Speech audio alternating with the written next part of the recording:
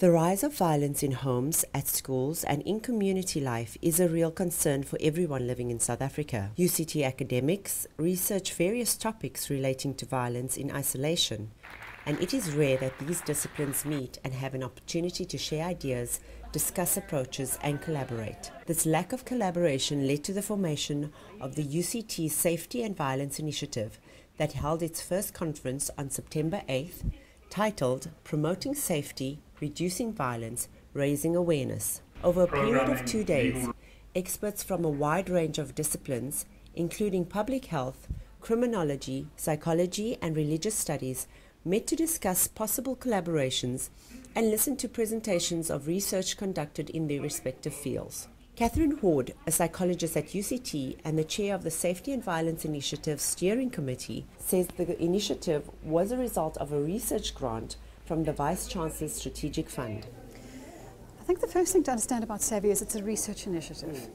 And yes, it has developed quite organically, so it's an idea whose time has come. But researchers are wanting to move out of the boundaries of their disciplines and into a kind of transdisciplinary space where we can really hold the complexity of the social problems that create violence, that sustain violence in South Africa, and then have a good impact. So we're starting to build some exciting ideas at SaVI.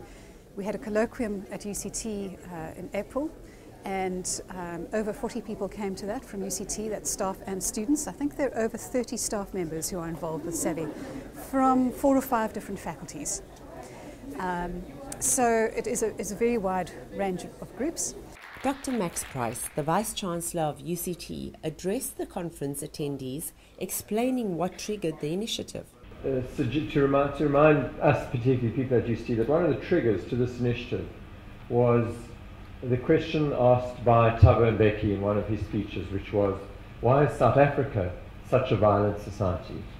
And that's a slightly different question, and as you can see from the kinds of answers we've started listening to this morning, and it was a way of focusing us on what are often called in public health the intermediate determinants of violence, but as well as the proximate determinants, as well as the more distal determinants. The immediate and social science response to understanding violence is the determinants of society: inequality, poverty, various sorts of human needs.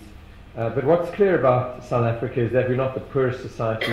We may be very unequal, but not unequal in a way, or different in a way, that explains the kind of violence that people often refer to as gratuitous violence, that is associated with crimes. And I think that what we are also trying to understand is, and therefore the analysis which in a way an academic environment can bring, but requires the transdisciplinary and interdisciplinary efforts that are available within the university and across the academic sector in the country, is to understand what is different, and are there some particular interventions therefore that exist in this society and from which one may learn lessons for other societies that explain why violence has that overlay of violence on top of crime. Catherine Hord said the success of the conference was primarily because of the interdisciplinary discussions that took place. As we started meeting together, we realized a couple of things. One was that we were really enjoying talking to each other, because most often we work in our disciplinary silos.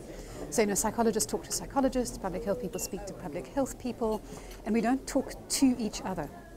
So that was the first exciting thing. The second thing is we found that it was actually quite hard, because each discipline has got its own jargons, and you saw it a little bit there was a panel discussion at the conference where Jim Cochran, who's a senior professor in religious studies, sort of said, "Oh dear, I think I've misunderstood the question." And he hadn't. What had happened was the couple of people who went before him were medical specialists, and so they'd been using the jargon and very much the lens of their discipline.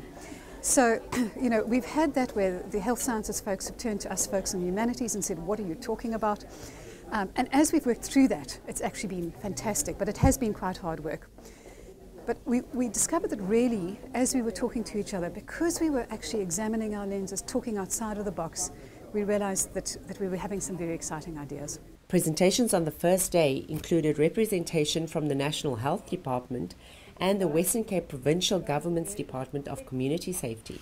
One of the highlights of the conference was a robust panel discussion chaired by Professor Crane Sudine titled Violence Across Disciplines, A Common Problem, Different Gazes. Ward has a clear vision for the future of this initiative. So I think my vision is twofold. One is I'd like to see a multiplicity of research projects where people build on their existing strengths by drawing in other people's strengths and taking agendas forward. So alcohol is a big one. Child development is another one within SaVI. We've also got folks who work on the media, that kind of thing. That we take strengths forward and we'd form groups that will take particular agendas forward, and that we will be developing interventions that we're going to test.